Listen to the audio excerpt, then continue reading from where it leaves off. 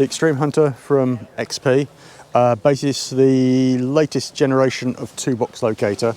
So before we've had the Gemini, Fisher Gemini, we've had the C-Scope HBX 9000, we've had the White's TM 800, TM 808, we've had the Garrett depth multiplier and the Bloodhound, both 2-box locators, but they're single frequency machines, quite finicky to set up and use, good results.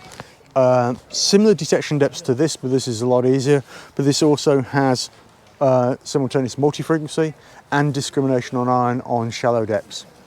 So just going to turn this on. So we hold it at arm's length is the normal way to use it. There's no swinging around. We are literally going to be walking up and walking down. So I'm going to turn on. We are using version 2 software, which is about to come up. Version 2 software is the ability to run the Xtrem Hunter.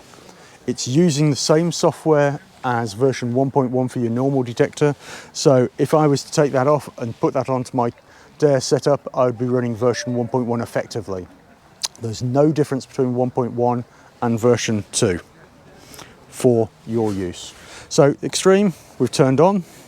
I'm going to choose speaker, and we've gone straight into frequency scan.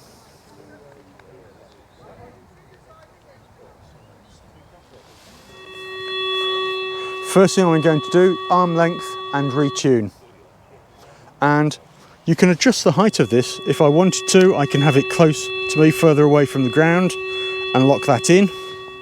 But it is best to be quite close to the ground and then hit the retune. And you simply just walk. I'm hearing a little bit of an inflection in the tone. Nothing great. Nothing that's attracting my attention. Here, I get a signal, and I get a second signal. One from the TR coil, one from the receiving coil, transmit, receive. If I walk backwards,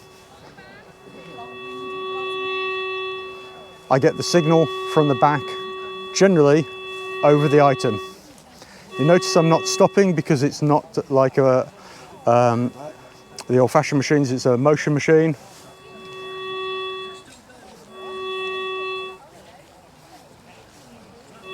You need both coils.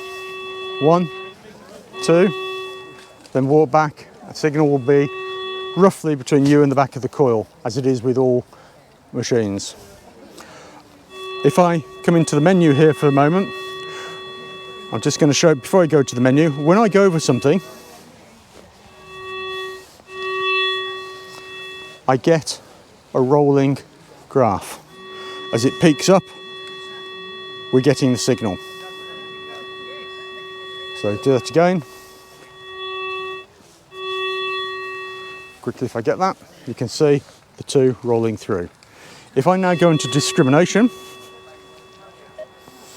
I'm coming into discrim, which is currently off. I'm going to turn it up to 3, and I'm going to retune again because I've made an adjustment. Arm's length, retune. Now you'll hear a different tone, which will be the iron as a shallow object. You'll also, on the display, you get a light grey area, which is the indication that it's iron.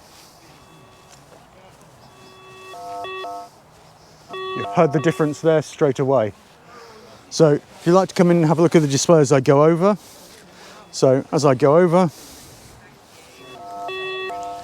we get the signal, but we also get the light grey area to indicate that it's iron. If I was to do that at a little bit greater depth, come up just a little bit more, we're getting the iron tone.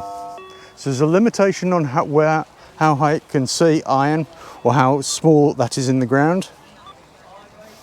So you can hear the iron, you can see the iron. As I've come up a little bit, that has just gone off the screen, but it was a fainter and a smaller section of iron because I was further away. If I come up to its maximum on this kind of object, so at about this depth, I can hear it. It only gives me a slight bump up here, Again, it's just gone off the sky. That's the tail end of it. But there was no indication that it's iron because it's too far away. And that's it. Very simple, very easy, very light.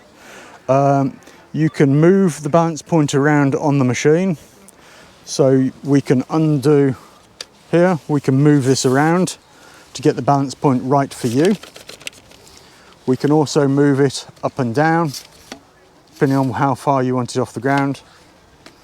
That's it. Comes in one case as a complete unit with remote control and WSA2XL headphones. It's 2,169, and without the remote, so just as that setup, no headphones, is 1,349. Roughly end of September, we believe. I'll find out at Rodney Cook or before then when we're due to get them into stock.